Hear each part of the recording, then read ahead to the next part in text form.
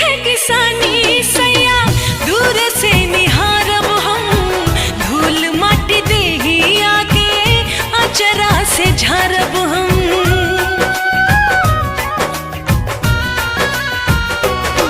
हाँ जिंदगी में तोहरा से दूर कब जाइब ना, क्रिया खियाला कौनो वादा भुलाइब ना। सुख दुख